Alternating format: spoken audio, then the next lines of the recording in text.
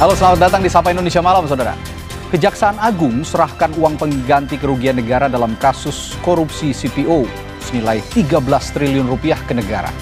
Dan Prabowo sebut uang itu bisa bangun 8.000 sekolah katanya.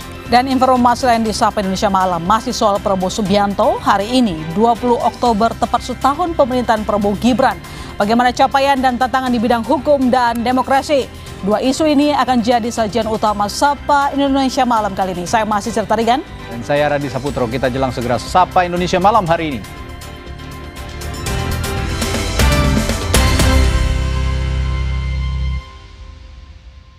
Kami mulai dari berita Kejaksaan Agung yang menyerahkan uang hasil sitaan kasus korupsi ekspor CPO minyak kelapa sawit senilai 13 triliun rupiah ke pemerintah. Uang ini dikumpulkan dari 3 terdakwa korporasi, yakni Wilmar Group, PT Musimas Group, dan Permata Hijau Group. Tumpukan uang menjulang tinggi di lobi gedung utama Kejaksaan Agung Republik Indonesia Senin siang. Uang hasil sitaan ini diserahkan ke Kejaksaan Agung di hadapan Presiden Prabowo Subianto. Dari total 13,2 triliun rupiah yang sudah dikumpulkan, Kejaksaan Agung secara simbolis menyerahkan 2,4 triliun rupiah diantaranya kepada pemerintah. Tumpukan uang pecahan Rp100.000 itu disita Kejagung dari 3 terdakwa korporasi kasus korupsi ekspor CPO minyak kelapa sawit periode 2021-2022. Jaksa Agung ST Burhanuddin bilang Kejagung saat ini fokus pada penegakan hukum tindak pidana korupsi yang menimbulkan kerugian keuangan negara dan perekonomian negara. Barang rampasan negara berupa uang akan kami serahkan kepada Kementerian Keuangan dan sebagai instansi yang berwenang mengelola keuangan negara. Dan kemarin kami sudah melakukan eksekusinya, tinggal kami secara hari ini akan kami serahkan keseluruhan. Ini jumlahnya ini 13 triliun 255, tetapi tidak mungkin kami hadirkan di sini semua. Kalau 13 triliun akan kami mungkin tempatnya yang tidak memungkinkan. Jadi ini sekitar 2,4 triliun. Bahwa Kejaksaan telah melakukan suatu penuntutan kepada grup korporasi yaitu Wilmar Group dan Musimas Group serta Permata Hijau Group. Total kerugian perekonomian negara itu 17 triliun. Sementara Presiden Prabowo Subianto bilang penyerahan uang pengganti kerugian negara ini menjadi pertanda baik dalam mengawali masa genap 1 tahun pemerintahan Prabowo Gibran. Ia minta Kejaksaan Agung terus menggelar atau mengejar kekayaan bangsa yang diselewengkan agar bisa dialokasikan untuk kepentingan rakyat.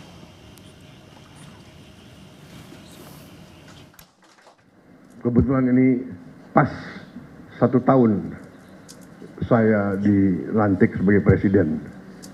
Jadi saya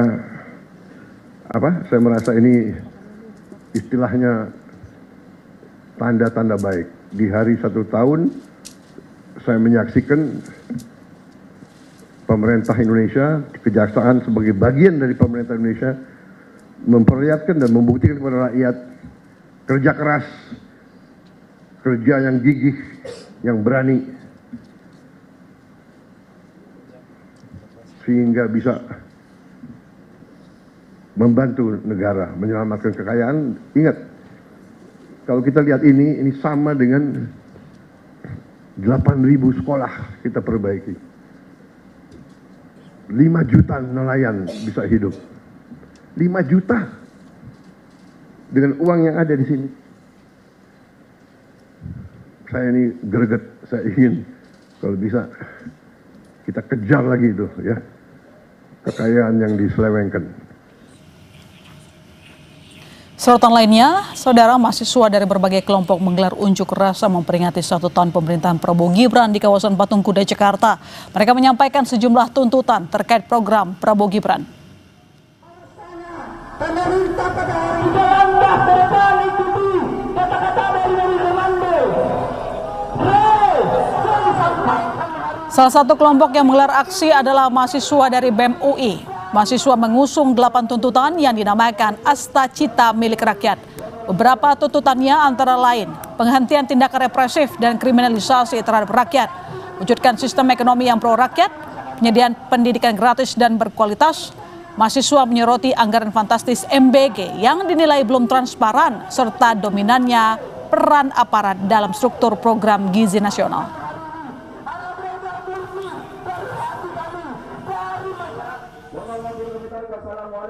Kami mengangkat hentikan represivitas dan kriminalisasi terhadap massa aksi. Karena hingga saat ini banyak kawan-kawan kita, banyak teman-teman kita yang ditahan di Polda, yang ditahan oleh pihak kepolisian atas tuduhan-tuduhan makar, atas tuduhan provokasi, yang mana tidak ada provokasi, yang mana mereka dikriminalisasi. Adik-adik kita, anak-anak kita keracunan akibat manajemen Badan Gizi Nasional yang tidak baik. Ketua BGN-nya sendiri bukan orang yang ahli, strukturnya juga kami tidak melihat ada ahli gizi dan lain-lain. Kita tidak kekurangan ahli gizi. Saudara, Presiden Prabowo Subianto dan Wakil Presiden Gibran Rakabuming menggelar rapat kabinet di 1 tahun pemerintahannya. Sebelum rapat, Presiden Prabowo mengapresiasi kerja keras Kabinet Merah Putih. Salah satu pencapaian yang berhasil menurutnya dilakukan adalah menjaga inflasi di sekitar 2%. Salah satu terendah di G20 katanya. Dalam pidatonya Prabowo menyebut teknik mengendalikan inflasi merupakan turunan dari pemerintahan Presiden ke-7 Republik Indonesia Joko Widodo.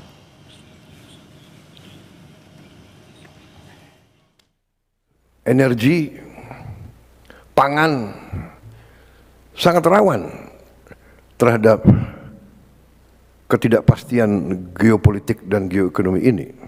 Alhamdulillah kita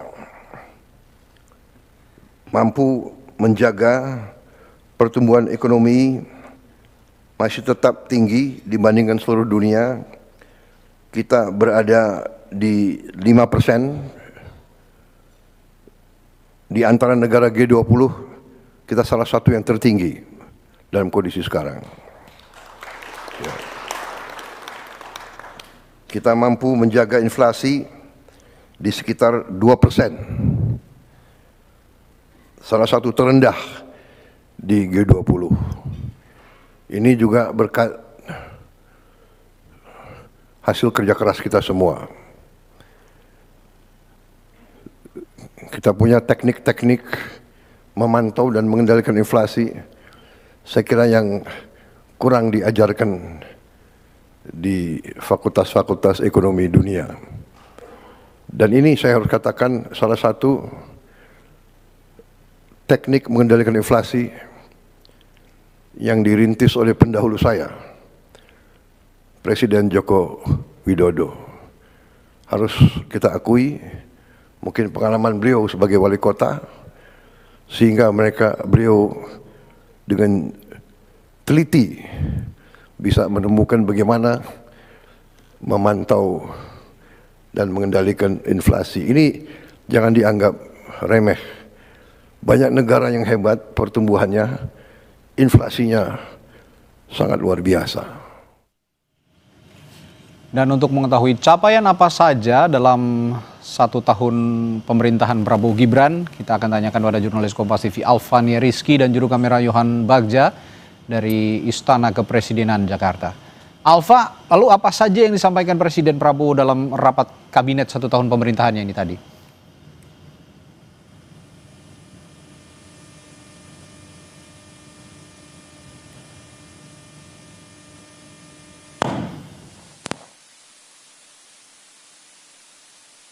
Wakil Presiden Gibran Rakabuming Raka selama 1 tahun terakhir. Yang paling awal ia sampaikan terkait dengan capaian di bidang ekonomi, di mana ia cukup bangga dengan pertumbuhan ekonomi yang bisa mencapai 5% di tengah kondisi geopolitik dan geoekonomi dunia yang tidak pasti. Ia juga sempat menyinggung sedikit terkait dengan inflasi bisa dijaga di bawah 2% dan ini tetap menjadi PR pemerintah untuk terus mengejar target, di mana target dari Presiden Prabowo Subianto adalah 8% untuk pertumbuhan ekonomi dalam beberapa waktu ke depan. Selain itu juga tadi yang menjadi sorotan penting adalah bidang energi, pangan dan juga air. Ini di-mention langsung atau disampaikan, dibahas langsung oleh Presiden Prabowo Subianto terkait dengan apa yang bisa dilakukan pemerintah untuk kemudian memaksimalkan ketiga bidang ini, di mana pangan menjadi salah satu yang paling penting di pemerintahan Presiden Prabowo Subianto untuk kemudian menjaga stabilisasi pangan di dalam negeri, baik itu mencapai target pemerintah di bidang swasembada pangan atau kemudian memenuhi kebutuhan dari masyarakat melalui pangan dan juga distribusi energi, di mana kita tahu Presiden Prabowo Subianto dan juga Wakil Presiden Gibran Rakabuming Raka tengah dihadapkan dengan distribusi energi yang cukup sulit di tengah masyarakat, dan ini harus segera diselesaikan oleh Presiden Prabowo Subianto. Dan yang paling menjadi perhatian publik adalah program unggulan dari Presiden Prabowo Subianto terkait dengan makan bergizi gratis, di mana ia menyebutkan capaiannya saat ini sudah mencapai 36, sekian penerima manfaat. Walaupun ini angkanya cukup tinggi, tetapi Presiden Prabowo Subianto mewanti-wanti kepada Kepala BGN untuk tetap berhati-hati dan tetap mengerjakan sesuai dengan kualitas yang sudah menjadi standar, baik itu yang sudah menjadi isu publik, yaitu dengan keracunan makanan atau keracunan MBG. Ini juga menjadi perhatian dari Presiden Prabowo Subianto, dan ia mengakui memang dengan program sebesar ini selalu pasti ada kekurangan yang akan terjadi, tetapi ini harus diminimalisir. Dan berikut pernyataan lengkap dari Presiden Prabowo Subianto. Hari ini ada 36.700.000 anak sekolah, ibu hamil, ibu menyusui, dan balita yang sudah menerima makan bergizi gratis ini. 36.700.000 ini bukan tanpa kekurangan. Ya. Ada beberapa ribu yang keracunan makan, sakit perut. Tetapi kalau diambil statistik, 8.000 dari 1.410.000.000, saya kira masih dalam koridor error yang manusiawi.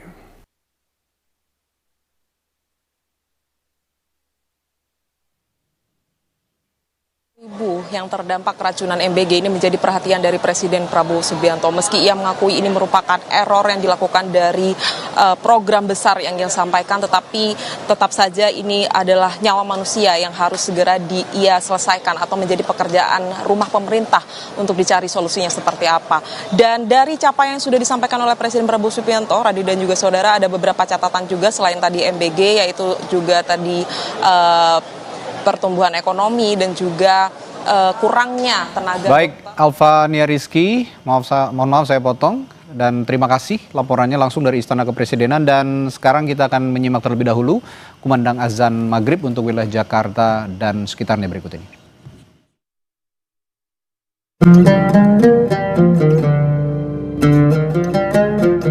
Allahu Akbar, Allahu Akbar, Allah.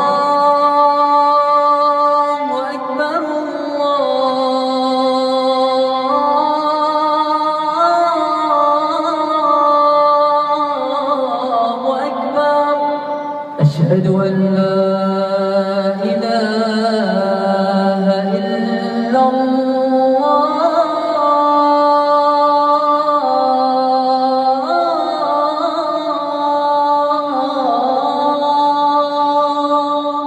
أشهد أن لا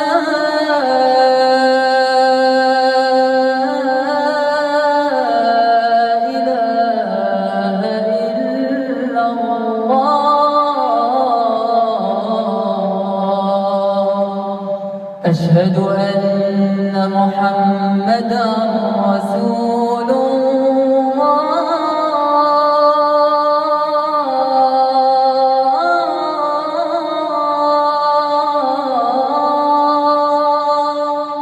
أشهد أن محمدا رسول الله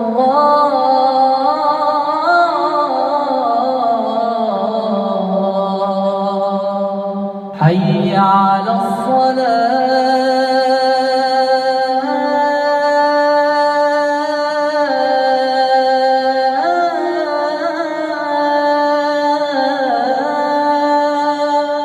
حي على الصلاة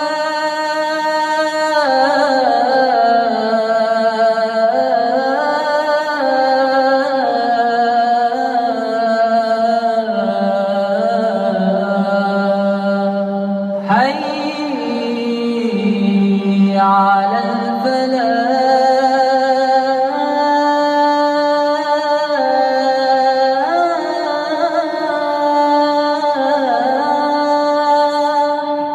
حي على الفلاح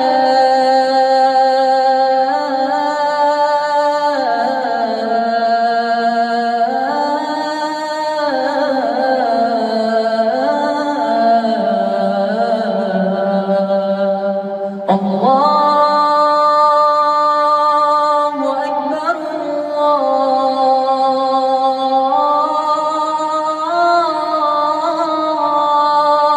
الله أكبر لا إله إلا الله.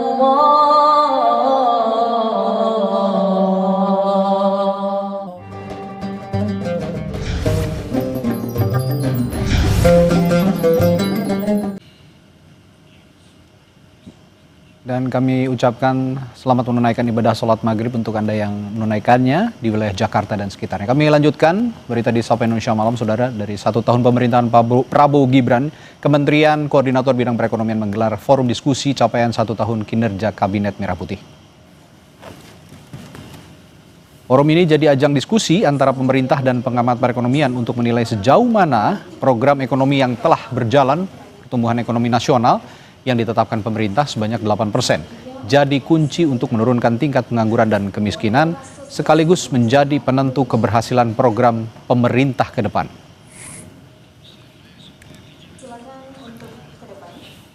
Saat ini ada jumlah orang bekerja itu bertambah di 3,59 juta. Ini sampai dengan data terakhir Februari. Kemudian juga tingkat kemiskinan turun 4,47. Ini terus memanfaatkan momentum yang sudah tercipta di 2021 yang terus turun angka kemiskinan. Ini juga begitu angka pengangguran kalau tertinggi itu di 6,26, terendah di 4,76. Tapi ini ke depan akan kita dalam konteks job creation atau lapangan kerja dengan berbagai program yang reguler maupun juga berbagai program yang kita desain untuk meng-create tenaga kerja atau tadi memperbaiki atau meningkatkan ekosistem di tenaga kerja. Saudara, setahun pemerintahan Prabowo Gibran, bagaimana dengan janji reformasi Polri? Ulasannya kami hadirkan sesaat lagi.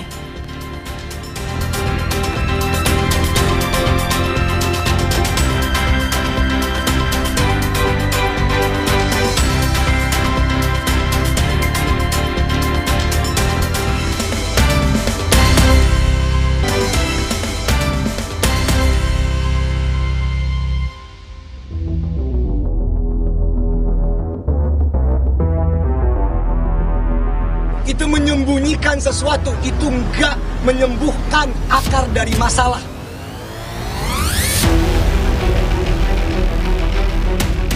Anda boleh marah kok tak boleh. Anda boleh protes, boleh marah, boleh. Kenapa? Ini demokrasi.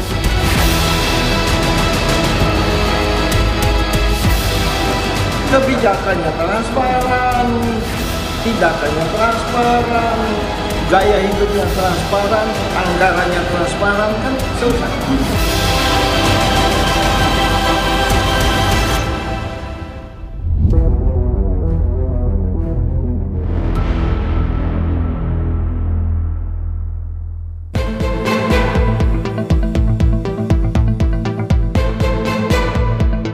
Satu tahun sudah pemerintahan Presiden Prabowo Subianto dan Wakil Presiden Gibran Rakabuming Raka berjalan.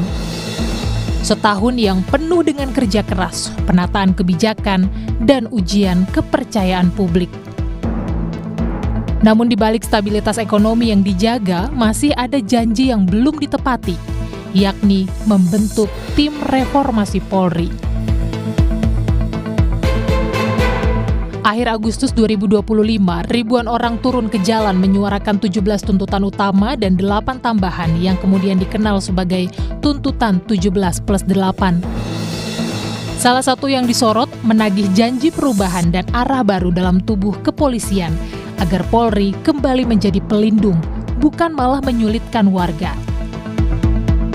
Pembebasan demonstran, proses hukum aparat polisi, memang sudah ada yang dihukum, namun baru 1. Dan banyak hal lain yang belum dimulai prosesnya. Kalau hanya disuruh berhenti flexing, hanya disuruh bersimpati di dunia online, itu menyembunyikan sesuatu, itu enggak menyembuhkan akar dari masalah. Tuntutan 17+8 hingga kini masih bisa dipantau oleh masyarakat di halaman bijakmemantau.id. Progresnya hingga 30 September 2025. 17 tuntutan jangka pendek, 14 diantaranya lewat deadline, 3 kawal terus, sedangkan dalam 8 tuntutan jangka panjang, 3 belum terupdate dan 5 mulai ada perkembangan. Tuntutan reformasi Polri masuk dalam tuntutan jangka panjang, di mana masyarakat meminta reformasi kepemimpinan dan sistem di kepolisian agar profesional dan humanis. Perkembangannya, 11 September 2025, Presiden Prabowo bakal bentuk tim investigasi kerusuhan Agustus dan bentuk tim reformasi kepolisian.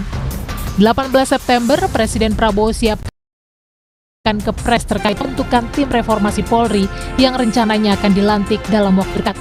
22 September 2025, reformasi Polri malah muncul dari dalam tubuh Polri sendiri. Kapolri membentuk tim transformasi reformasi Polri yang melibatkan 52 orang. Di mana dari 52 perwira dalam tim transformasi reformasi Polri, Komjen Krisnanda Dwi Laksana dipilih sebagai ketua. Krisnanda menyampaikan transformasi yang dilakukan oleh institusi kepolisian meliputi moral, kemanusiaan, keterbukaan, serta peningkatan pelayanan publik. Ini anaknya reformasi, anaknya demokrasi. Ya dia, Anda boleh marah kok sama polisi. Anda boleh protes, boleh macam, boleh. Kenapa? Ya ini demokrasi. Bukan dibungkam.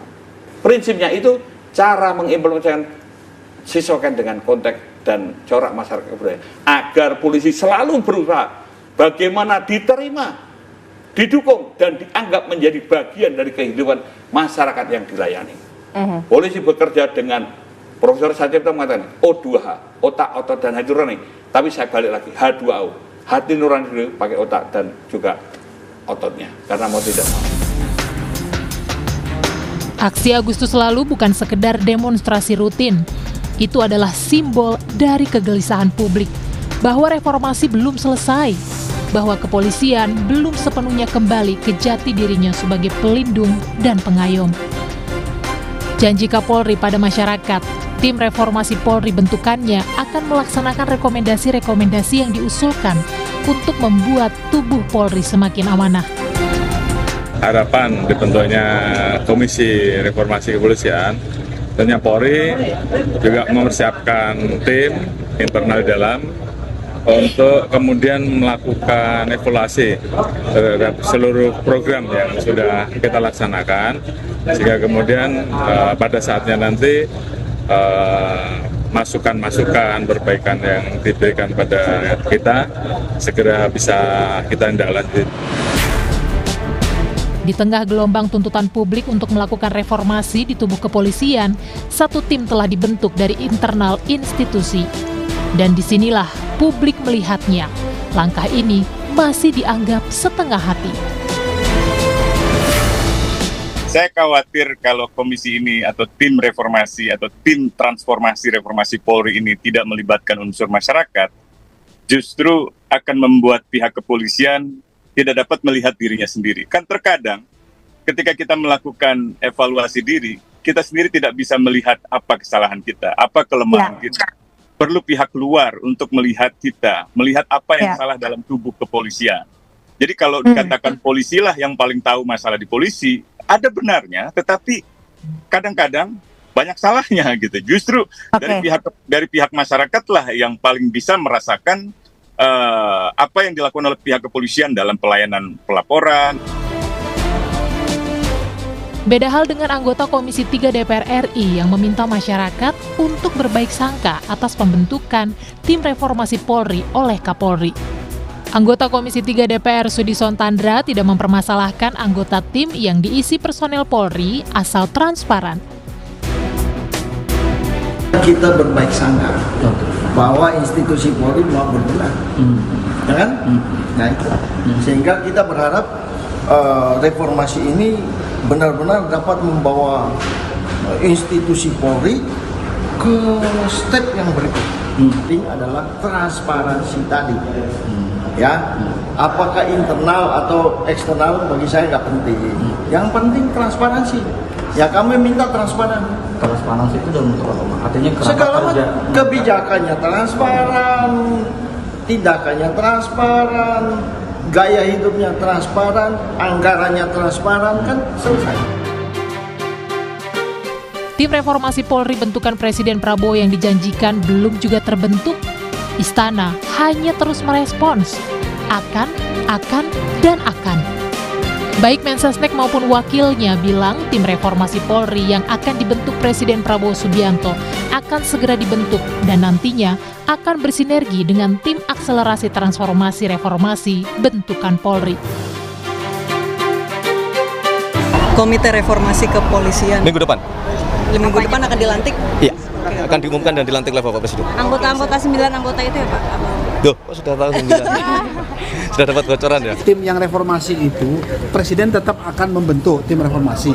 Sehingga kemudian nanti akan misalnya di dalam tim Polri itu, dia akan membantu kita. Jadi ada sinergi di situ. Tapi yang penting yang utama itu adalah yang dari tim bentukan Presiden. Sejak awal, Presiden Prabowo menegaskan komitmen membangun negara yang kuat namun berkeadilan. Sebuah visi besar yang mencakup penguatan institusi penegak hukum, termasuk Polri. Polri sejatinya mengemban tugas sebagai garda keamanan sekaligus sebagai pelayan masyarakat. Masyarakat ingin keseimbangan keduanya. Mereka ingin polisi yang tegas tapi manusiawi, disiplin tapi tidak represif, kuat tapi tetap berpihak pada rakyat. Tuntutan yang lahir dari harapan bahwa Polri bisa berubah menjadi institusi modern dan bermartabat. Tim Liputan, Kompas TV.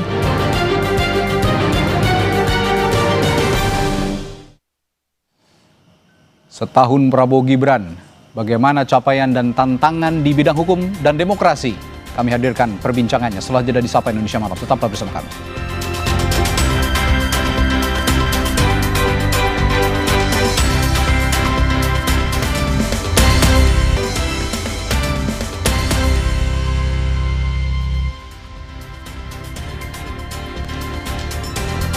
Saudara, hari ini 20 Oktober, tepat 1 tahun Prabowo Gibran memimpin Indonesia. Presiden Prabowo mengklaim telah mewujudkan janji-janji kampanyenya kepada rakyat. Saat berorasi di Universitas Kebangsaan Republik Indonesia Sabtu kemarin, Prabowo menyebut telah merealisasikan janji-janji saat kampanye dulu. Prabowo menyebut salah satu janji yang direalisasikan adalah program makan bergizi gratis. Prabowo menyatakan program unggulannya ini telah menjangkau lebih dari 36 juta penerima manfaat.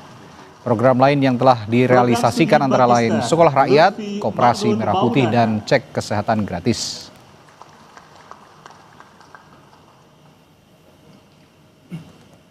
Kira saudara-saudara, saya bisa katakan saya berani berdiri di hadapan seluruh rakyat Indonesia dengan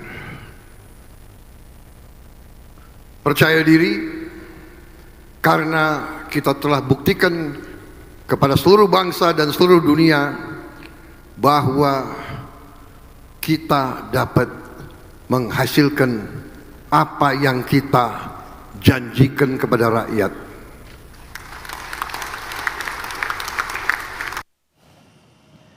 Pada kesempatan lain, Presiden Prabowo juga ingatkan aparat penegak hukum, khususnya kejaksaan dan kepolisian, agar tidak mencari masalah yang tidak perlu atau mengkriminalisasi rakyat kecil. Prabowo mengaku banyak menerima laporan ada aparat penegak hukum melakukan praktik yang tidak benar. Kejaksaan, kepolisian, jangan kriminalisasi sesuatu yang tidak ada. Untuk motivasi apapun. Ini saya ingatkan karena juga kejaksaan termasuk lembaga yang harus koreksi diri juga. Di antara jaksa-jaksa di daerah-daerah saya dapat laporan, kita semua merasakan ada juga yang lakukan praktek-praktek yang mungkin tidak benar atau kurang benar. Jangan mencari-cari perkara, apalagi terhadap orang kecil. Ya. Orang kecil, orang lemah itu hidupnya sudah sangat susah. Jangan diperberat oleh mencari-cari hal yang tidak perlu dicari. Hukum harus punya hati. Hanya punya hati. Jangan istilahnya apa? Tumpul ke atas, tajam ke bawah. Itu zolim, itu angkara murka. 1 tahun pemerintahan Prabowo Gibran, bagaimana capaian dan tantangan di bidang hukum dan demokrasi? Kita ulas bersama anggota DPR RI dari fraksi Partai Golkar, Ahmad Irawan, dan media manajer Amnesty International Indonesia, Hairil Halim. Selamat malam, Bapak-Bapak. Selamat malam, Mas. Saya ke Bung Hairil dulu ya. Bung Hairil, tadi di pengantar berita yang sudah saya bacakan, itu mengatakan Pak Prabowo bahwa ya jangan kriminalisasi sembarangan gitu ya, publik terutama ya rakyat kecil kalau saya melihat arahnya. Karena kalau penegakan hukum yang katanya penegakan hukum yang tajam ke bawah tumpul ke atas katanya zolim. Tapi apakah itu saja catatan untuk bidang hukum dan demokrasi pada pemerintahan 1 tahun Prabowo Gibran ini menurut Anda? Ya, kalau kita melihat memang itu kriminalisasi merupakan menjadi salah satu elemen yang menjadi highlight dari 1 tahun pemerintahan Prabowo ini. Ya. Kalau kita melihat itu tidak hanya banyak masyarakat adat yang dikriminalisasi hanya karena memprotes aktivitas tambang yang ada di wilayah mereka. Itu salah satu elemennya. Tapi kalau secara garis besar, hari ini tadi kita melakukan konferensi pers, memberikan menginformasikan ke publik terkait apa sih sikap Amnesty terkait 1 tahun pemerintahan Prabowo ini. Kita melihat terjadi pelanggaran hak asasi manusia yang masif di 2 spektrum utama hak asasi manusia. Apa saja itu? Pertama di hak sipil politik itu masif terjadi, dan juga di sektor di hak-hak sipil ekonomi sosial budaya. Itu kita merekam selama 1 tahun terakhir ini masif terjadi. Oleh karena itu kita menyimpulkan bahwa terjadi erosi yang serius hak asasi manusia selama 1 tahun pemerintahan Prabowo. Apa penyebabnya? Kita melihat maraknya praktik-praktik maupun kebijakan-kebijakan otoriter selama 1 tahun terakhir ini yang menjadi latar belakang masifnya pelanggaran hak sipol dan ekosok tadi. Ini kita bisa lihat dalam tidak hanya praktik maupun kebijakan, kita juga lihat statement-statement publik dari pejabat negara yang tidak sensitif, yang juga sangat-sangat tidak sensitif terhadap hak asasi manusia. Kita melihat ini diakibatkan oleh kebijakan yang populis yang tidak partisipatif. Dan ketika masyarakat melakukan protes terkait kebijakan-kebijakan ini direspons secara represif oleh pemerintah. Dan kita lihat tidak ada ruang dialog sama sekali dalam pembuatan ini, dan baru terjadi dialog ketika protes sudah meluas dan jatuh korban. Ini kita berkaca dari demonstrasi pada akhir Agustus lalu. Artinya tidak ada metode-metode dialogis, tidak ada partisipatif tadi yang jadi catatan kunci saya di statement yang Anda berikan. Nah, Bung Irawan, kalau melihat minimnya dialog, minimnya partisipasi publik, minimnya keterlibatan publik dalam memberikan aspirasi dalam setiap kebijakan langkah pemerintahan Prabowo Gibran dalam 1 tahun pemerintahannya, apa yang bisa Anda highlight atau Anda garis bawahi soal ini? Saya jawab yang paling utama dulu pertama. Bahwa anggapan tersebut tidak benar. Karena proses dialog itu terus dilakukan baik oleh Presiden maupun oleh DPR. Sehingga kemudian yang perlu kita pertanyakan kepada Mas Hairil adalah dialog yang seperti apa yang dimaksud yang itu tidak dilakukan. Karena dalam proses misalnya perancangan undang-undang, pengambilan kebijakan, dialog itu dilakukan. Tetapi kembali kepada tadi persoalan terkait dengan janji politik Presiden Prabowo, sebenarnya kalau kita lihat dan nilai Presiden Prabowo bersama wakilnya Gibran, sebenarnya termasuk presiden dan wakil presiden yang datang dengan janji politik yang sederhana.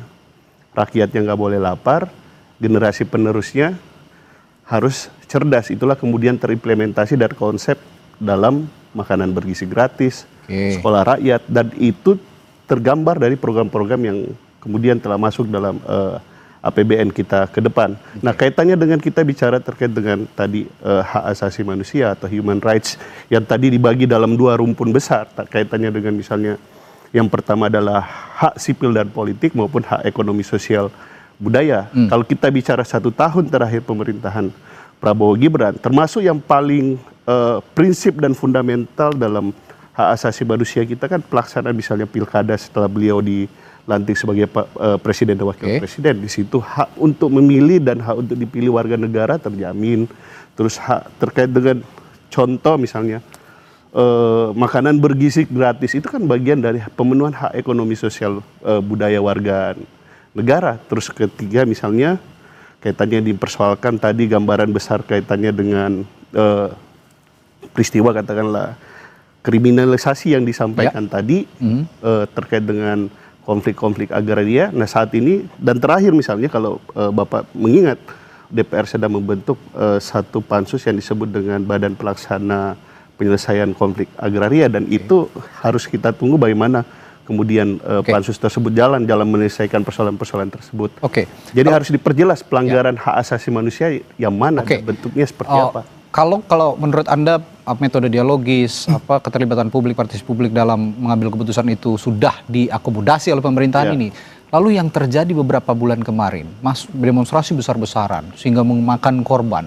Apa yang terjadi sesungguhnya kalau begitu? Itu kan bagian dari ekspresi publik, gitu. Ekspresi publik yang ekspresi publik yang tidak bisa menyampaikan aspirasi. Diejawantahkan dalam proses demonstrasi tadi, protes publik tadi. Tetapi kan tidak bisa juga kemudian kita menihilkan apa yang kemudian telah dilakukan oleh Presiden, apa kemudian dilakukan oleh DPR, atau apa yang kemudian dilakukan oleh lembaga-lembaga negara lain, kementerian lain, gitu loh. Jangan kemudian satu peristiwa kemudian menghapus seluruh apa saya garis bawahi begini, Bung Irawan. Kalau Presiden memang sudah mengkomunikasikan itu dengan baik, tidak hanya kepada seluruh jajarannya, tapi tadi menurut Bung Hairil juga, pejabat-pejabatnya ini yang tidak mengkomunikasikan juga dengan baik kepada rakyatnya. Nah, berarti itu kan persoalan komunikasi. Bukan kemudian satu peristiwa konkret kemudian ditarik kesimpulan bahwa terjadi pelanggaran. Lalu apa yang harus diperbaiki? Kalau begitu apa yang harus diperbaiki? Ya, ada banyak hal kemudian. Satu hal misalnya yang kita tarik dari satu gambar besar yang dilakukan oleh satu lembaga survei. Gitu. Ada kemudian tingkat kepercayaan, ada kemudian tingkat kepuasan rakyat, ada kemudian harapan rakyat. Ada beberapa catatan-catatan besar yang memang harus kemudian kita perbaiki terus-menerus. Tetapi 1 tahun pemerintahan yang telah berjalan ini juga kita harus tunggu dampaknya gitu. Karena ini kan kebijakan yang baru diambil dan ini baru 1 tahun pertama. Dan di situ ada beberapa catatan pekerjaan besar yang harus diselesaikan oleh pemerintahan ini dan itu juga bagian yang harus memang kita yakini harus kita perbaiki gitu. Ada tanggapan Bung Hairil? Ya, saya kira kalau mengenai partisipasi tadi kita ngelihat banyak kebijakan yang tidak diambil, yang tidak sesuai, tidak dilakukan partisipasi atau konsultasi dengan masyarakat. Contohnya kasus pajak bumi dan bangunan tadi yang menuai protes di berbagai daerah. Itu contoh nyata bagaimana suatu kebijakan diambil tanpa pertama mempertimbangkan kondisi sosial, ekonomi sosial masyarakat, dan juga bagaimana kebijakan tersebut ketika orang berdemonstrasi direspons secara represif oleh aparat.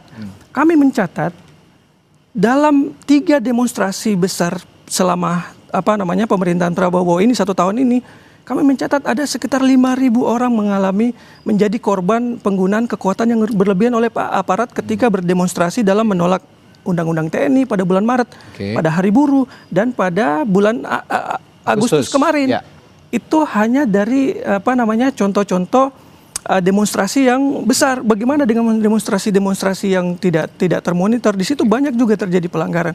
Nah, terkait kriminalisasi warga, baru minggu lalu 11 orang masyarakat adat di Mabasangaji itu divonis bersalah menghalang-halangi kegiatan tambang yang legal hanya karena memprotes adanya aktivitas tambang di wilayah mereka. Nah, sedangkan hak mereka atas tanah juga dijamin dalam undang-undang. Nah, kenapa tidak? Ini salah satu bukti bahwa ketika mengambil kebijakan terkait industri-industri ekstraktif di masyarakat itu, masyarakat adat itu tidak dilibatkan. Dan ketika mereka menolak, kriminalisasi menjadi jawaban. Hari ini baru saja Presiden Prabowo Subianto juga tadi sudah menyatakan atau memberikan pesan yang saya rasa cukup tegas ya kepada Kejaksaan Agung, kepada Polri juga tadi, bahwa ya itu tadi yang saya katakan, hukum tidak boleh tajam ke bawah dan tumpul ke atas, dan itu mengatakan hal yang zolim, kriminalisasi terhadap rakyat kecil, termasuk yang Anda sebutkan tadi. Apakah itu cukup dengan pernyataan tegas Prabowo kepada institusi hukum di Indonesia? Saya rasa pernyataan lewat media seperti itu tidak cukup untuk membuat suatu perubahan di institusi negara. Harus ada produk-produk hukum dalam bentuk regulasi yang menyatakan bahwa Presiden menolak segala bentuk bentuk kriminalisasi yang terjadi di masyarakat. Presiden bisa menerbitkan suatu aturan ataupun produk hukum yang disebarkan kepada penegak hukum maupun pengadilan yang ada di Indonesia agar tidak memproses segala kasus-kasus yang terkait kriminalisasi di masyarakat, khususnya di masyarakat adat di daerah-daerah itu yang mereka tidak paham hukum dan ketika menolak aktivitas tambang di daerah mereka, mereka harus berurusan dengan hukum. Ini kan seringkali terjadi di daerah ya. Kalau memang yang tampak di ibu kota mungkin tidak sebesar yang terjadi di daerah. Wirawan, bagaimana juga memastikan bahwa Presiden Prabowo ini benar-benar bisa mendengarkan dan mengetahui kasus-kasus ataupun masalah-masalah yang terjadi di daerah tadi dengan baik, supaya laporan yang diterima Presiden juga benar-benar real begitu, bahwa ada sebenarnya kasus-kasus kriminalisasi yang masih terjadi hingga detik ini. Ya, itulah sebenarnya tadi. Sebenarnya saya setuju tadi yang disampaikan bahwa pernyataan Presiden itu termasuk pernyataan yang tegas dan terang. Gitu. Dan itu tentu bagian dari executive order yang keluar dari Presiden. Dan saya meyakini bahwa dengan pesan yang jelas dan terang tersebut, Kapolri, Jaksa Agung pasti akan memedomani perintah Presiden. Perintah Presiden. Nah, kaitannya dengan katakanlah menggunakan bahasa kriminalisasi itu kan bagian dari proses penegakan hukum yang mekanisme ceknya kan banyak, mekanisme akuntabilitasnya kan banyak, baik itu di Polri, baik itu di Kejaksaan, bisa juga dilakukan proses cek misalnya di pengadilan kalau misalnya ada proses melalui proses pembuktian. Tetapi kaitannya dengan bagaimana itu sampai dengan ke Presiden. Nah, kanal-kanal ini kan telah ada. Bisa melalui DPR, bisa melalui institusinya itu langsung sendiri. Misalnya kalau misalnya ada Kapolsek, Kapolres, Kapolda yang memang tidak mengindahkan perintah Presiden tersebut kan bisa disampaikan kepada Kapolri. Jadi bisa dilakukan secara berjenjang gitu. Dan saya yakin juga Presiden bisa menindaklanjuti kan ya, karena banyak hal yang kemudian menjadi aspirasi publik itu dipenuhi oleh Presiden, dan tidak mungkin Presiden berbicara seperti itu di ruang yang terbuka di depan seluruh penegak hukum kemudian menyampaikan persoalan-persoalan itu, tapi kalau kemudian peristiwanya nggak ada. Kalau saya tangkap artinya Presiden Prabowo ini bisa mendengarkan juga sebenarnya aspirasi publik dan mengeluarkan statement itu tadi merupakan salah satu bentuk reaksi dirinya untuk menertibkan pembantu-pembantunya. Kalau saya melihat pembantu-pembantunya yang harus bisa diyakinkan bisa menjalankan perintah Presiden. Nah, sejauh ini pembantu-pembantunya ini juga seringkali juga tadi dibilang ya, pejabat-pejabat ini mengejawantahkan perintah Presiden, tidak seluruhnya dilakukan. Nah, kalau sudah demikian, beberapa waktu lalu juga Presiden mengatakan kalau 3 kali nakal pembantu-pembantunya bisa saja diganti gitu. Nah, termasuk dari partai Anda juga kan ada yang duduk di kursi menteri. Menurut Anda hal seperti itu yang harus dilakukan Presiden agar pembantu-pembantunya bisa patuh terhadap Presiden? Ya, setuju. Presiden melakukan evaluasi karena itu merupakan hak prerogatifnya. Silakan saja Presiden untuk melakukan evaluasi terhadap Menteri-menteri yang memang dikualifikasikan seperti tadi, tidak melakukan dialog, tidak responsif, tidak mengerjakan direktif presiden, tidak mengerjakan apa yang kemudian menjadi aspirasi rakyat. Dan termasuk begini, kalau saya melihat Pak Prabowo itu secara politik, orang seringkali a priori dan meng-underestimate dengan latar belakang militernya. Padahal kalau kita lihat praktik administrasi kepresidennya itu sangat demokratis. Dia bisa berdialog dengan tokoh-tokoh masyarakat, tokoh agama, terus kemudian dengan pejabat-pejabatnya, menteri-menterinya, itu dilakukan dialog. Termasuk juga kemudian menteri-menterinya bersama DPR juga melakukan dialog. Jadi setiap kebijakan itu didialogkan. Oke. Bung Hairil, tidak hanya masalah kriminalisasi oleh aparat penegak hukum. Hari-hari ini juga masalah demokrasi juga agak disibukkan dengan isu supremasi sipil dan juga keterlibatan militer dalam beberapa pengambilan kebijakan yang dinilai juga agak represif sepertinya. Mungkin cukup represif ya kalau dilihat dari statistik yang Anda berikan tadi. Nah, kira-kira apa yang bisa dievaluasi dari dua hal tadi? Saya akan tanyakan hal itu nanti kepada Bung Hairil setelah jeda. Tetaplah bersama kami di Sapa Indonesia Malam.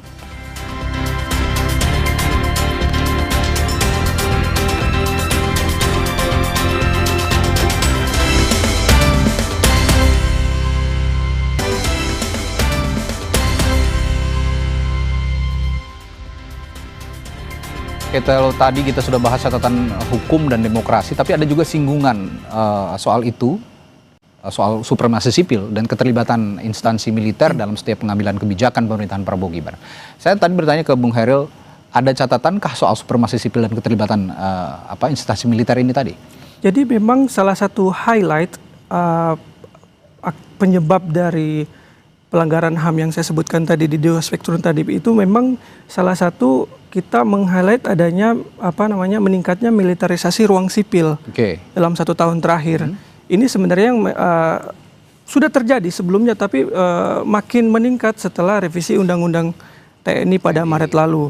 Nah, kita lihat jumlah perwira aktif yang tadinya hanya bisa menempati 10 institusi sekarang menjadi bertambah 16, dan juga pembentukan batalion teritorial itu kita melihat mengaburkan batasan antara area-area pertahanan dan non-pertahanan.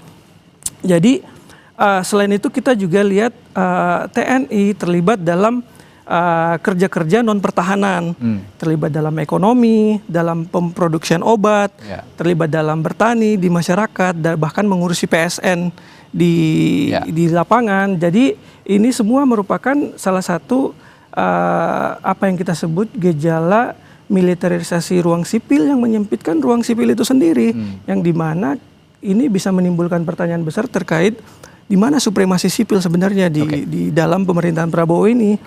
Nah, TNI memproduksi obat yang dimana kita nggak lihat ada darurat militer sipil yang bisa menjustifikasi pelibatan TNI di non pertahanan. Oke, kalau gitu saya tanya ke Bung Irawan sebagai partai pendukung pemerintah. Ini saya garis bawahi partai pendukung pemerintah, Partai Golkar, karena ya kita harus menyuarakan kepada partai pendukung pemerintah untuk bisa mengetahui jawaban apa yang diharapkan oleh publik. Salah satunya tadi penyempitan ruang sipil oleh instansi militer, pelibatan militer yang menyempitkan ruang-ruang sipil. Apa yang bisa Anda jawab? Urgensinya sejauh mana sih pelibatan militer di ruang sipil ini? Ya tentu pendapat yang seperti yang disampaikan Mas Hairil sesuatu pendapat yang harus kemudian kita pertimbangkan secara serius kaitannya dengan tadi isu militerisasi ruang sipil. Tetapi meskipun dalam konteks yang lebih besar yang dikatakan supremasi sipil, ya sampai sekarang sipil yang masih suprem terhadap militer. Ada banyak simbol-simbol demokrasi yang itu membuat kita yakin bahwa keberadaan sipil masih lebih suprem dibanding militer. Memang bahwa ada kebijakan-kebijakan tadi yang tadi penempatan militer aktif di lembaga-lembaga yang dianggap itu di lembaga sipil. Kemudian ada operasi militer selain perang OMSP yang kemudian sedang dikerjakan dalam konteks misalnya ketahanan pangan karena mungkin mencermati dinamika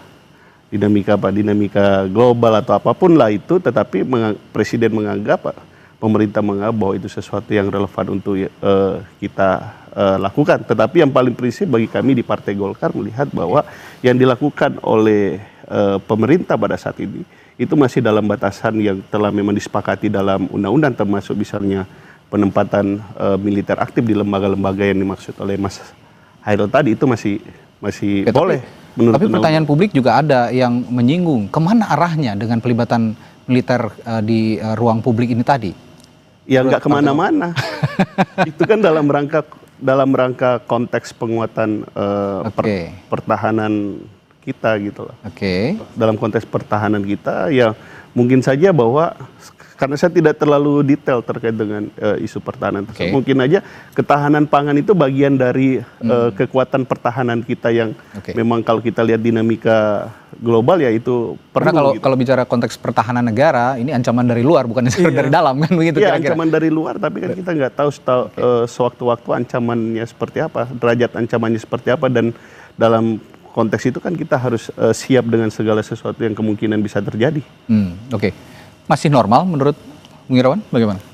Tidak ada yang normal sebenarnya dari situ kalau kita melihat mandat reformasi setelah reformasi 1998 dan ini kita tidak hanya melihat adanya pelibatan militer di personil militer sendiri, bahkan kebijakan yang diambil pemerintah daerah pun sudah bersifat militeristik. Kita melihat bagaimana pengiriman siswa ke barak itu merupakan salah satu contoh kebijakan sipil, kebijakan pemerintah yang berlandaskan meskipun itu diterapkan oleh pemerintah daerah, tapi influenza dari pemerintah pusat. Dari pemerintah pusat.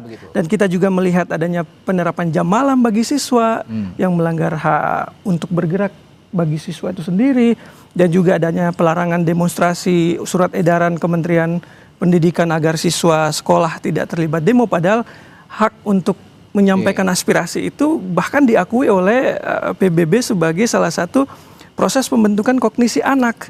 Itu dilarang. Dan juga kita melihat bahwa ada upaya menjadikan TNI sebagai penyidik dalam kasus pidana dan segala macam. Itu sangat banyak terjadi. Tapi dan ini menggerus profesionalisme. Pidana yang mana ini? Kalau pidana militer kan memang bisa gitu. Tapi kalau pidana umum, pidana khusus gitu kaitannya dengan korupsi dan lain-lain yang hanya melibatkan sipil, kan militer nggak boleh terlibat. Sampai sekarang undang-undangnya tetap. Makanya saya dari tadi sejak awal bertanya sebenarnya pelanggaran hak asasi manusia itu yang mana gitu loh, peristiwa mana gitu. Itu yang harus kemudian dijelaskan kepada publik. Pada hari ini jangan kemudian kita mengambil kesimpulan pelanggaran hak asasi manusia masif, sipil politik, terus begitu juga ekosopnya, tapi kan nggak ada peristiwanya gitu.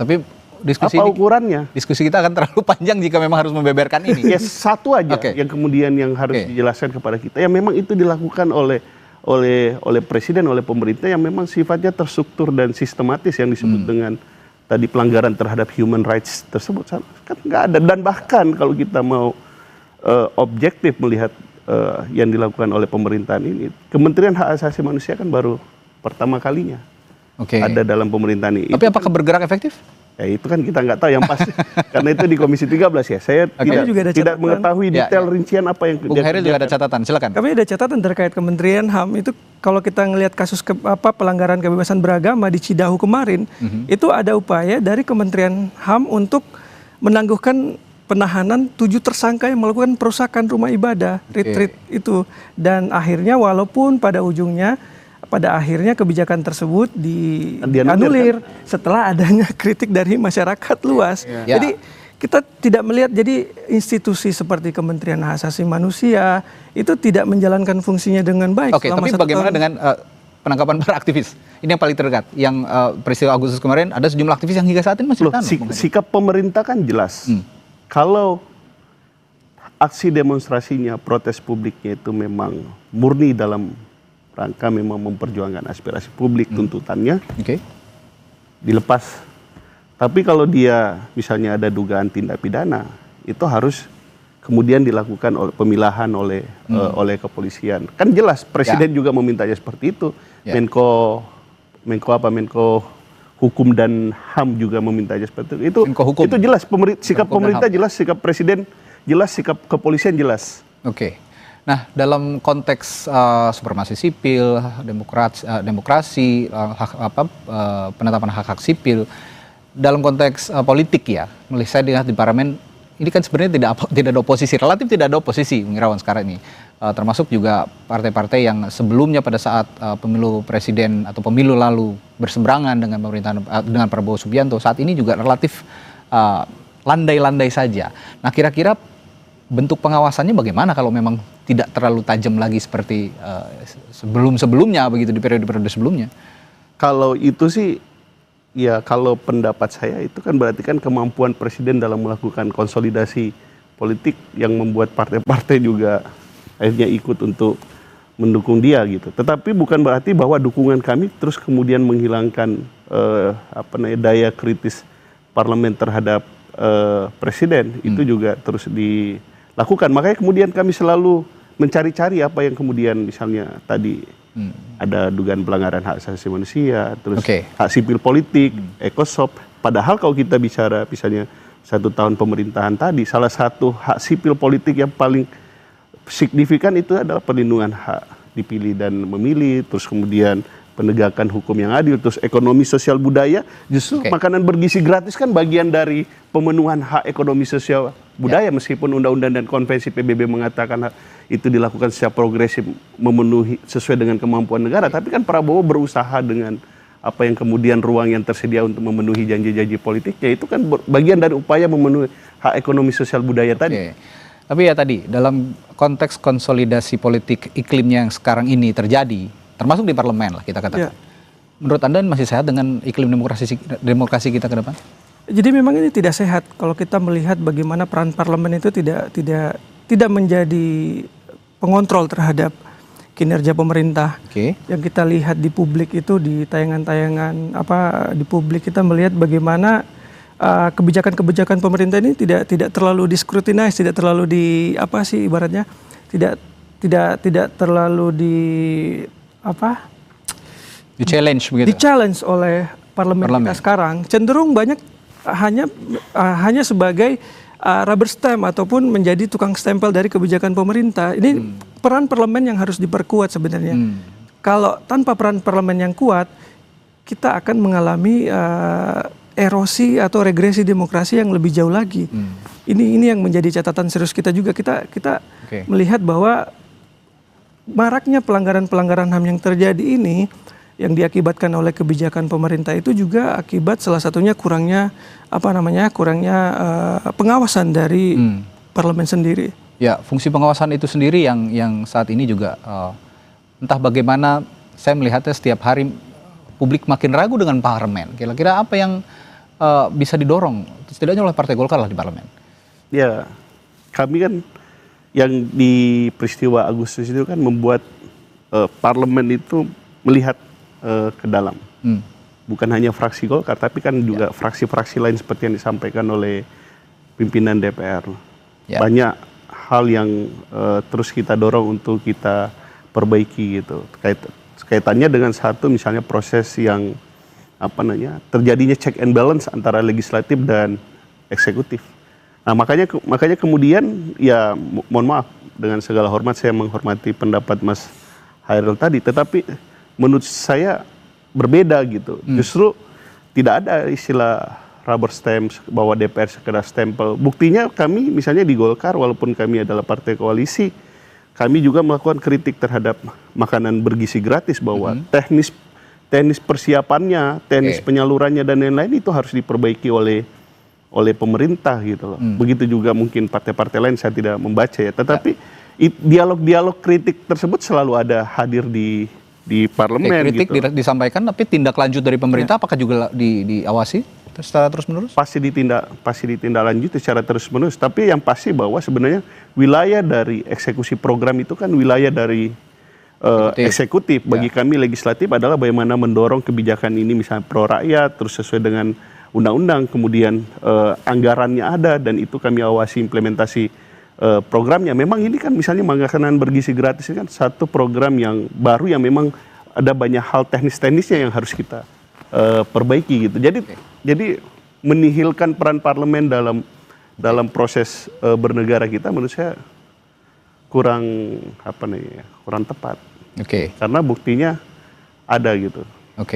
Ya, sekali lagi saya ingin diskusi kita malam hari ini memberikan kesimpulan bahwa ada komitmen setidaknya dari parlemen dan juga kita semua sebagai publik juga sama-sama merefleksikan diri bahwa publik oke, diminta bersabar, tapi parlemen, eksekutif, dan juga jajaran pemerintahan juga ada tindakan yang bisa benar-benar dirasakan langsung oleh publik kira-kira. Ya, kami mengajak publik bisa mengawasi pemerintahan ini, bisa mengawasi parlemen. Kami sangat berterima kasih, dan memang dalam satu negara demokrasi konstitusional seperti Indonesia ini, kritik publik itu bagian penting dari proses kita bernegara, berbangsa dan bernegara, dan itu kita benar-benar mengapresiasi gitu. Makanya itu kemudian ada banyak hal, termasuk sebenarnya prosesnya itu kan telah dilaksanakan, tetapi kita mau buat lebih masif lagi, terus buat lebih transparan, terus komunikasi politiknya diperbaiki, termasuk yang tadi dialog-dialog publik. Sebenarnya misalnya kayak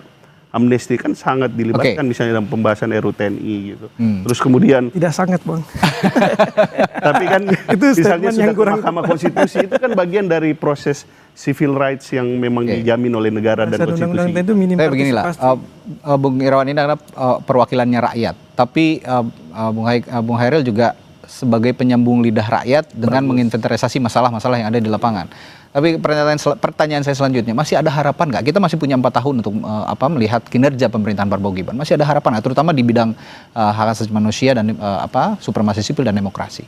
Tentunya kita tidak mau berharap banyak. Kita dari masyarakat sipil itu dalam artian akan terus mengawasi jalannya pemerintahan di tengah melemahnya peran parlemen dalam mengontrol pemerintah. Salah satu yang kita sorotin juga adalah kurangnya perhatian parlemen terkait dorongan dari masyarakat sipil untuk membentuk tim gabungan pencari fakta setelah demonstrasi Agustus kemarin.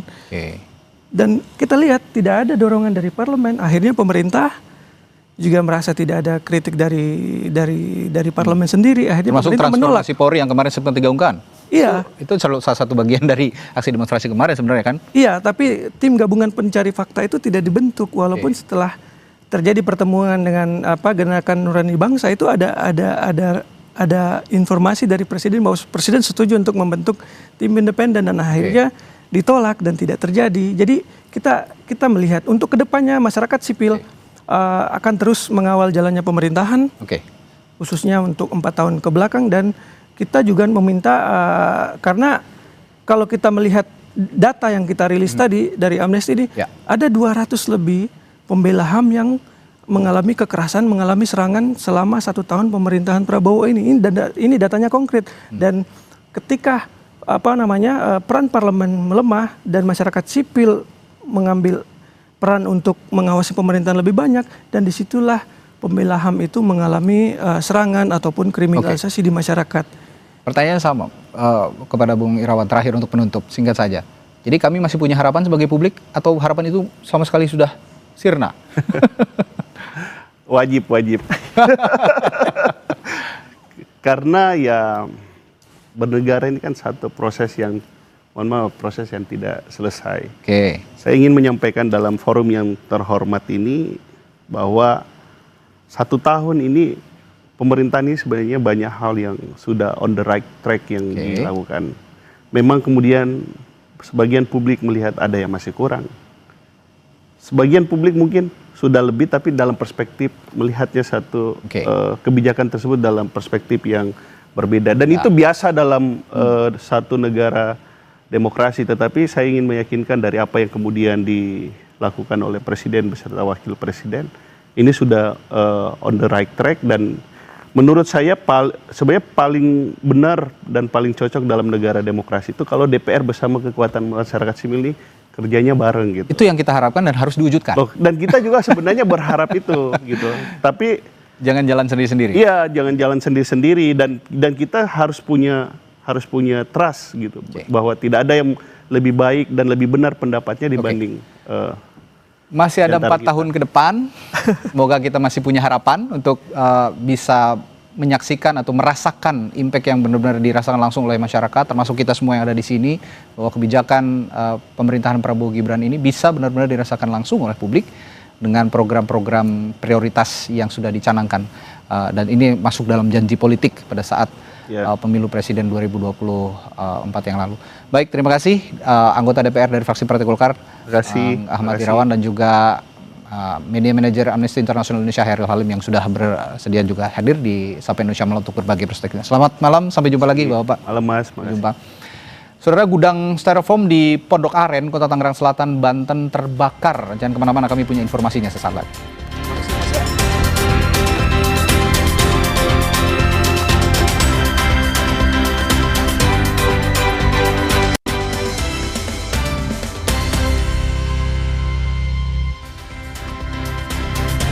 Saudara, gudang styrofoam yang berada dekat permukiman warga di Pondok Aren, Kota Tangerang Selatan, Banten terbakar.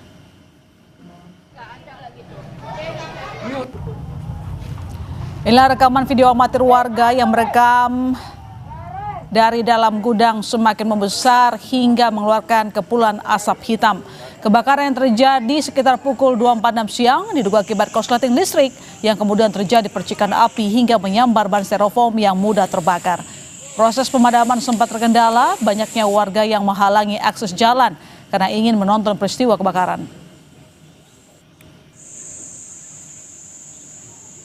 Gudang styrofoam yang dikelilingi rumah warga. Rumah warga artinya banyak barang-barang yang emang gampang terbakar. Akhirnya korban dari dua motor meletup. Dengan waktu hampir kurang lebih 40 menit kita bisa tangani. Kendalanya karena sekarang ini kebakaran banyak yang nonton, jadi masyarakat banyak, agak sulit buat anggota kita masuk ke dalam.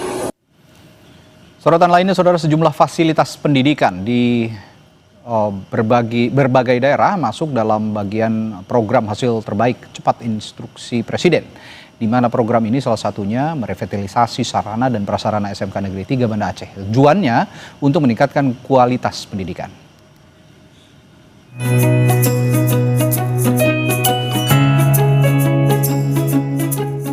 SMK Negeri 3 Banda Aceh masuk dalam program revitalisasi oleh Kementerian Pendidikan Dasar dan Menengah. Bangunan yang direvitalisasi berjumlah 5 ruangan, yaitu ruang praktek, usaha layanan pariwisata, ruang praktek tata busana, ruang UKS, ruang OSIS, dan penambahan toilet sekolah.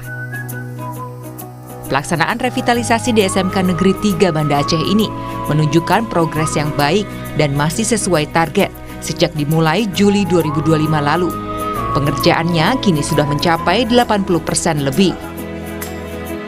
Selama proses revitalisasi berlangsung, kegiatan belajar mengajar tetap berjalan dan tidak terganggu. Pihak sekolah menilai penambahan sarana dan prasarana di sekolah bisa meningkatkan kualitas kompetensi para siswa. Ini mungkin satu bentuk pemerintah pusat, satu bentuk kepedulian, keperhatian pemerintah pusat terhadap Aceh yang sangat-sangat membutuhkan dana revitalisasi ini di bidang pembangunan.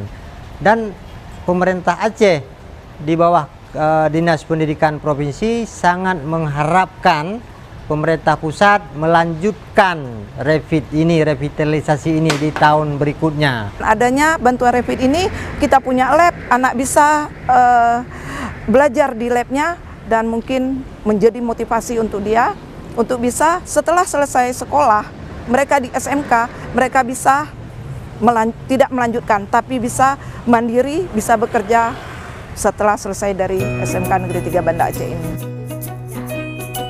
Siswa pun tak sabar untuk mencoba sarana baru, karena selama ini laboratorium praktikum yang tersedia belum memadai untuk siswa mengembangkan kemampuan. Yang kita tungguin adalah lab praktikum jurusan usaha layanan pariwisata, karena membawa konsekuensi logis terkait infrastruktur yang memadai.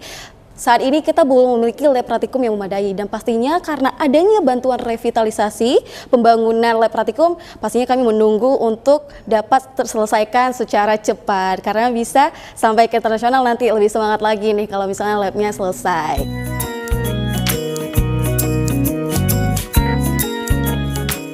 Pemerintah Aceh berharap bantuan revitalisasi ini tidak berhenti di sini, namun akan ada penambahan sarana ke depannya. Revitalisasi sarana dan prasarana sekolah jadi wujud nyata komitmen pemerintah dalam membangun pendidikan yang aman dan nyaman bagi peserta didik. Mutia Fatia Erlison, Mustajab, Kompas TV, Banda Aceh, Aceh.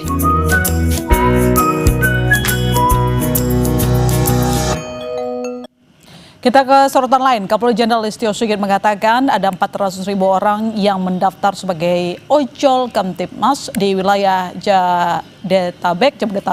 Kapolri mengajak driver ojek daring untuk bersama-sama menjaga keamanan dan ketertiban Jakarta. Jenderal Listio Sigit akan berkoordinasi dengan pihak aplikator untuk memasang aplikasi keamanan ke dalam sistem. Kolaborasi itu nantinya akan memudahkan ojek daring untuk melapor dengan cepat jika mendapat adanya kejahatan atau peristiwa lainnya di jalanan. Kapolri menyebut pengemudi ojek daring memiliki peran yang besar untuk menjaga keamanan dan ketertiban karena kerap berdampingan dengan masyarakat.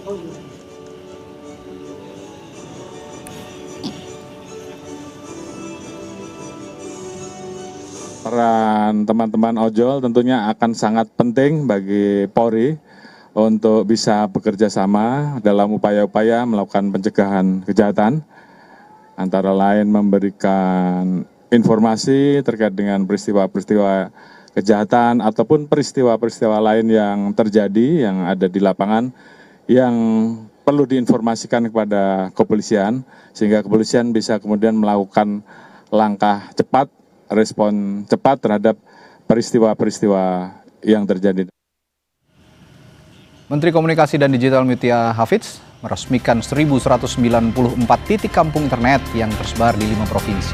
Peresmian serentak dipusatkan di Desa Keramat Gajah, Kabupaten Deli Serdang, Sumatera Utara. Kami punya informasinya setelah jeda, tetap bersama kami.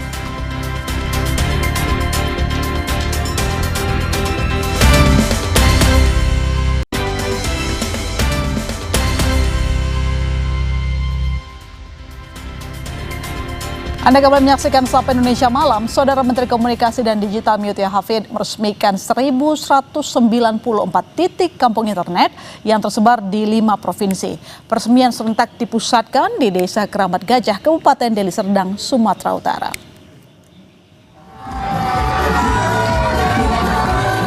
Menteri Komunikasi dan Digital Mutia Hafidz menyatakan kampung internet bertujuan untuk mengoptimalkan realisasi fixed broadband yang targetnya hingga 2029 sebesar 50%. Adapun 5 provinsi yang menerima manfaat dari kampung internet yakni Provinsi Sumatera Utara, Banten, Jawa Barat, Nusa Tenggara Barat, dan Lampung. Seluruhnya tersebar di 20 desa dengan jumlah 1.194 titik kampung internet. Dalam mengejar target kita untuk fixed broadband sesuai RPJMN yaitu 50%. Saat ini kita 21%, jadi kita perlu melakukan percepatan giat untuk menaikkan 50% itu di tahun 2029, dimulai dari langkah yang kita lakukan hari ini dulu ditargetkan sebagian besar kepada pelaku UMKM untuk membantu UMKM bisa go digital dan juga memiliki akses. Harus membangun hingga pelosok desa, namanya pun kampung internet, jadi memang targetnya adalah desa-desa dan memperluas jaringan fixed broadband hingga ke pedesaan. Manfaat kampung internet sudah mulai dirasakan masyarakat, khususnya bagi pelaku UMKM di daerah.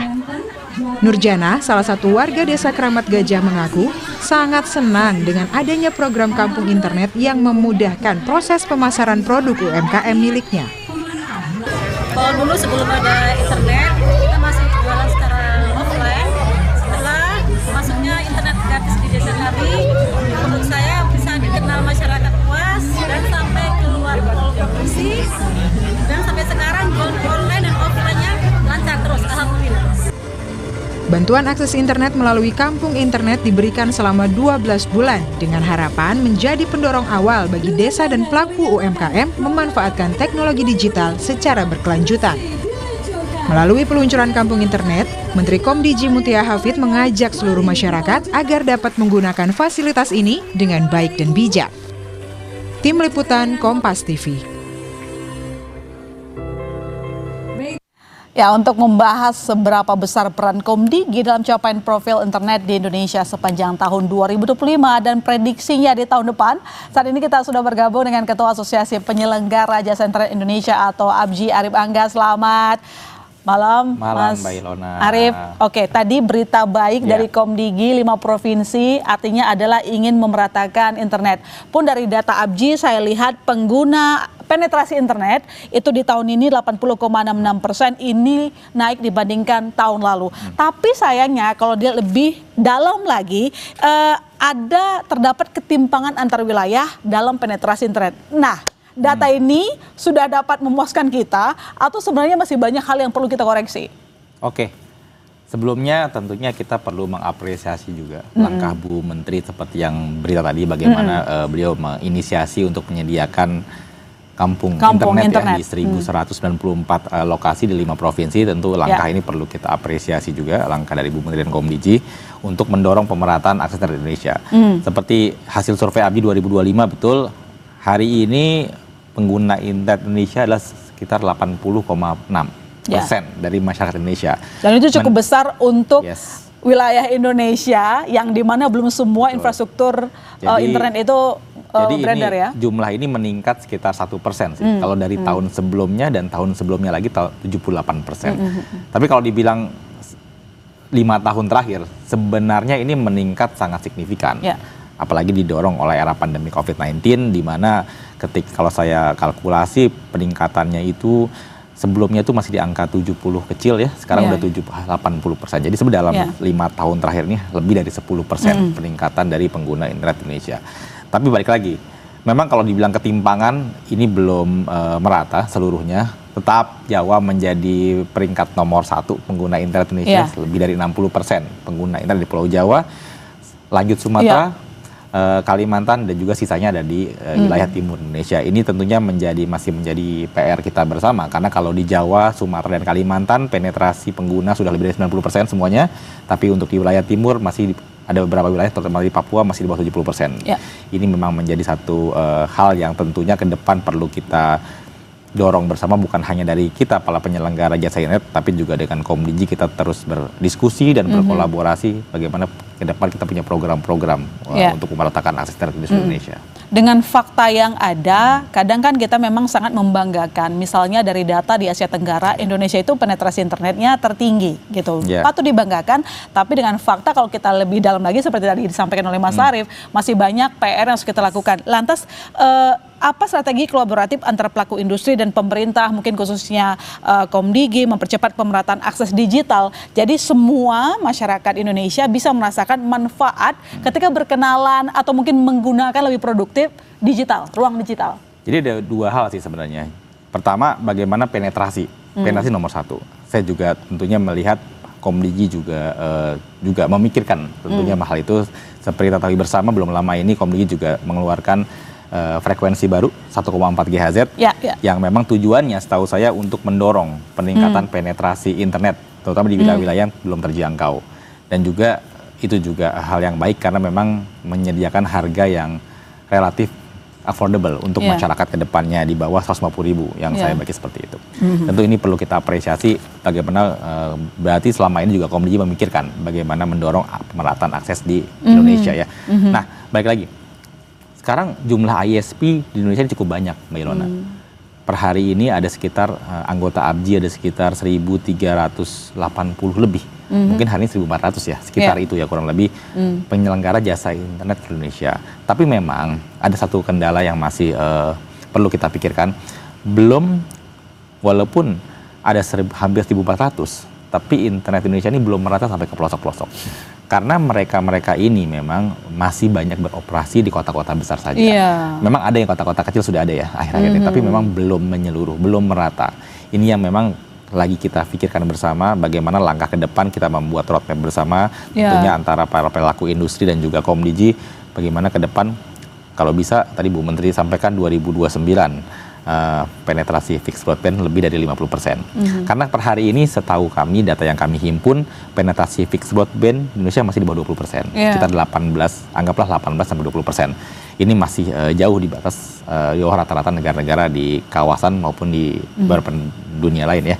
Jadi ini yang memang kita dorong. Memang kalau dibilang pengguna internet banyak. Hampir seluruhnya. Tapi kebanyakan masih melalui mobile broadband. Karena kalau kita lihat indikator kemajuan sebuah bangsa kan ada 2. 1, infrastruktur digital, kedua pendidikan. Nah, ini juga nyambung. Dua hal ini masih jadi PR kita ini bersama. jadi PR bersama tentunya. Tadi infrastruktur digital kita harus benar-benar kuat. Bagaimana ke depan fixed broadband ini harus terus didorong. Kalau tadi target pemerintah 50%, saya tentunya akan terus menerus dan menyambut baik ya. Bagaimana bisa mendorong terus sampai 50%. Tapi PR-nya masih panjang untuk ke arah sana. Kedua tadi pengguna yang produktif, yaitu pendidikan. Jangan sampai kita bisa menyediakan internet yang handal, tapi pemakainya belum siap dan tidak bisa memanfaatkan secara produktif buat kedepannya. Jadi upaya kolaboratif apa yang harus kita lakukan gini, yang namanya bisnis selalu pengennya untung. Yes. Roadmap seperti apa yang harus dibangun karena memang sekarang yang lagi heboh juga tuh Mas Arief, untuk rata-rata biaya internet dibilang menjadi salah satu yang termahal. Sementara kecepatan internetnya itu masih yang ya dianggap yang paling rendah juga. Lantas apa yang bisa dilakukan nanti dijawab Mas Arief, kami serahkan kembali saudara tetap di Sapa Indonesia Malam.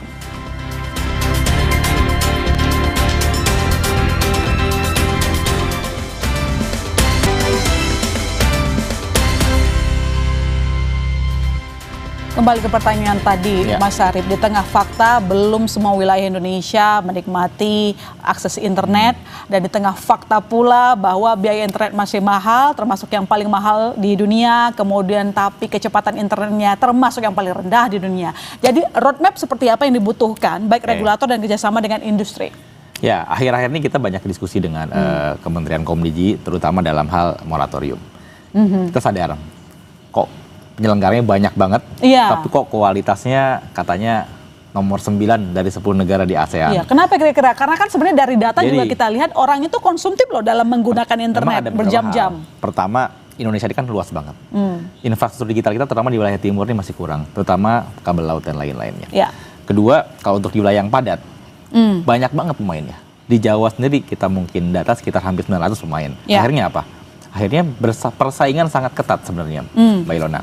Ini yang membuat akhirnya kompetisi semakin tight di lapangan. Nah, akhirnya margin semakin tipis juga. Oleh karena itu persaingan jadi kurang sehat menurut saya ke depannya. Ini yang khawatirnya apa? Kalau dibiarkan berlarut-larut, ini tidak diatur dan tidak diperbaiki juga ekosistemnya.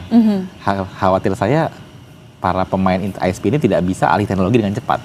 Balik lagi, sekarang butuh speed yang lebih cepat dengan era AI dan lain-lainnya ya. Nah, kalau penyelenggara kita tidak punya kelebihan capex lagi untuk alih teknologi terbaru, bagaimana kita Indonesia makin cepat lagi. Jadi solusinya apa nih kira-kira?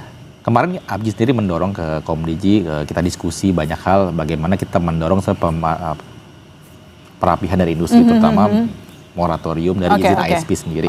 Dan ini ke depan memang yang jadi kita dorong agar industrinya rapi dulu. Kedua, kita tentunya tadi kita pengen adanya insentif dari pemerintah. Tapi untuk apa? Balik lagi, kita tahu masih banyak wilayah-wilayah tadi kan yang masih belum terjadi. Sebenarnya saya tahu, sebagai pengusaha pasti maunya untung. Tapi kita juga pengen punya sumbangsi buat negara kan ya Mbak ya. Jadi sebenarnya kita pengen ada subsidi silang. Ketika ada insentif dari pemerintah, insentif kita gunakan untuk membangun tadi area 3T, area-area tadi yang masih di pedesaan, di kampung, di mana lah. Akhirnya para pemain ini punya dana lebih juga untuk disumbangkan ke wilayah-wilayah yang belum Kalau tercapai kerjasama tersebut, artinya tahun depan penetrasi internet bisa berkembang lebih pesat? Ya tadi, kalau targetnya Bu Menteri 50% fixed broadband, dan bahkan kalau menurut saya harus di atas 90% penetrasi internet di Indonesia, ya harusnya tercapai. Ini kan butuh kolaborasi dua belah pihak ya, bukan hanya pemerintah, tapi juga pihak-pihak pelaku industri sendiri. Ada sama-sama untung lah antara kita punya kepentingan untuk memeratakan akses internet, dari pihak kita pelaku usaha juga maunya untung begitu. Ada sosialnya juga. Iya benar. Saya tuh punya topik yang lain, Mas. Di tengah meningkatnya penetrasi internet, tetapi literasi internet tampaknya tidak setara. Nah, artinya terjadilah ruang digital yang kurang sehat maupun kurang produktif. Jadi kita lihat juga dari data Abji sendiri bahwa rata-rata orang yang menggunakan internet lebih banyak bermain media sosial, bukan sesuatu yang produktif. Gimana kita menciptakan ruang yang produktif? Memang kalau kita lihat indeks literasi digital Indonesia masih sekitar 3,50%, kategori sedang dari indeks 5. Dan memang betul, kalau dari Abji, nomor 1 sosial media, nomor 2 scrolling. Nomor 2 itu video ya, video live apa ya, live streaming lah video. Nomor 3 itu e-commerce dan lain-lainnya.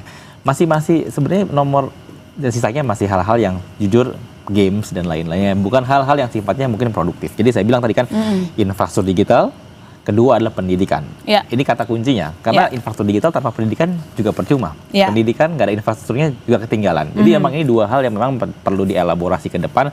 Saya rasa ini udah bukan hanya antara penyelenggara dan Komdigi, tapi juga bisa dengan kementerian, mungkin kementerian UMKM, koperasi ataupun pendidikan. Ini perlu dielaborasi lebih lanjut sehingga dua pilar benar-benar ini bisa didorong secara bersamaan ya, antara infrastruktur digitalnya dan juga pendidikan ke literasi ke masyarakat. Iya, ngomong-ngomong tadi karena sudah singgung soal UMKM, kita kan pengen di ruang digital ini juga digital ekonomi kita juga sering banget dibangga-banggakan oleh pemerintah, potensinya besar, potensinya. Tetapi apakah semua yang merasakan? Nah, itu menjadi PR besar gitu. Bagaimana kira-kira kita bisa melakukan transformasi digital sehingga itu dia tadi ekonomi digital kita itu berkembang dan dinikmati oleh semua orang, tidak hanya yang tadi ya yang punya akses di Jawa tapi juga luar Jawa. Ya, memang tadi balik lagi ya.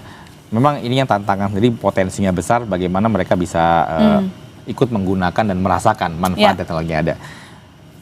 Ini yang memang kita sedang diskusikan sekarang gini Mbak, guru-guru itu yang bagus-bagus atau teacher atau pengajar itu dari kota-kota besar semua. Mereka kalau dikirim ke daerah yang terpencil agak sulit sekali. Jadi saya rasa memang e-learning ini jadi satu something yang memang ke depannya. Kemarin kita juga udah beberapa kali coba melakukan satu prototipe juga, bagaimana contoh gurunya di kota besar, siswanya atau itunya di kota kecil. Nah, tapi butuh support dari infrastruktur digital sendiri. Sehingga tadi guru yang berkualitas ini bisa live streaming atau ngajar di memberikan kota-kota kecil atau yang kota terpencil. Ataupun pelatihan bukan hanya pendidikan ya, dan UMKM dan lain-lainnya. Nah, ini yang memang kita lagi pikirkan ke depan seperti itu. Itu kita harapkan ke depan. Satu sisi memang masih harus kita apresiasi penetrasi internet terus meningkat. Pemerintah melalui Komdigi juga menyatakan apa komitmennya ya untuk memeratakan orang yang menikmati internet. Dan lagi harapan kita bersama kalau nanti semua merata, ya ekonomi digitalnya juga tumbuh, semua merasakan. Karena Mas ternyata dari gross merchandise value tertinggi di kawasan Asia Tenggara itu belum merata infrastrukturnya, apalagi kalau merata. Itu dia diskusi kita hari ini. Terima kasih Mas Muhammad Arif Angga, Ketua Umum Asosiasi Penyelenggara Jasa Internet Indonesia. Yang terbaik untuk ekosistem digital Indonesia. Pastinya. Saudara, sorotan lainnya di Sapa Indonesia Malam, Menteri Keuangan Purbaya Yudi Sadewa ungkap praktik penyelewengan kekuasaan di daerah. Salah satunya adalah jual beli jabatan. Kami segera kembali.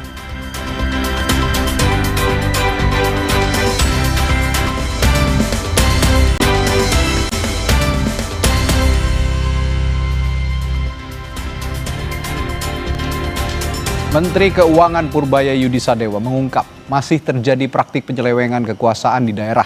Salah satunya adalah jual beli jabatan. Hal ini disampaikan Purbaya berdasarkan data yang diterima dari KPK selama 3 tahun terakhir.